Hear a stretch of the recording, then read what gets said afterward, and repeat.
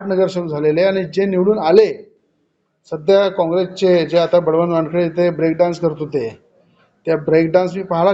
बळवंतजी वानखेडे आमचे जे खासदार आहे, तर त्यांना एवढा ब्रेक डान्स करायची गरज नाही आहे. ते जेवढे निवडून आलेले आहे ते रवी राणाचे समर्थक आहे, रवीनालाच मानणारे आहे आणि थोड्या दिवसात तुम्हाला त्याचा असर दिसेल. म्हणजे 278 जागांपैकी 102 जागेवर भाजपला समाधान मानावं लागलं. अनेक ठिकाणी काँग्रेसने भाजपला बऱ्यापैकी झुंज दिली. काय म्हणता अशा वेळी? मला सांगा, भारतीय जनता पार्टी ज्या लोकप्रिय मुख्यमंत्री म्हणून देवेंद्र फडणवीसांचं महाराष्ट्रामध्ये नाव आहे, आज एवढं मोठं यश हे महाराष्ट्रामध्ये देवाभाऊच्या नावाने मिळालेलं आहे.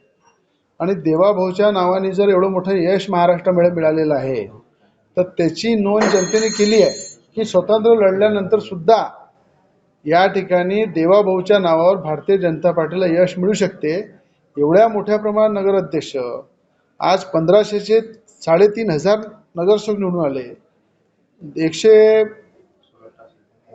मोठ्या प्रमाणात नगराध्यक्ष निवडून आले.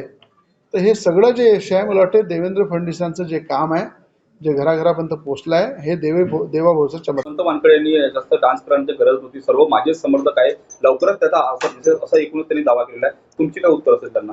त्याचे समर्थक असते तर त्याच्या पार्टीचे लोक निवडून आले असते. त्याच्या पार्टीचे लोक तिथं निवडणुकीत रिंगणात उभे होते.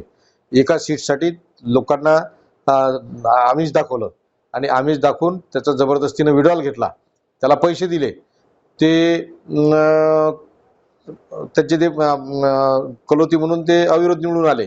त्याच्यानंतर जनतेनं दाखवून दिलं की त्यांच्या एक थोबाडीत मारली की इथं काँग्रेस पक्षाचं काय आहे. काँग्रेस पक्षाचा नगराध्यक्ष तर आलाच आला, पण स्पष्ट बहुमत सुद्धा आलं.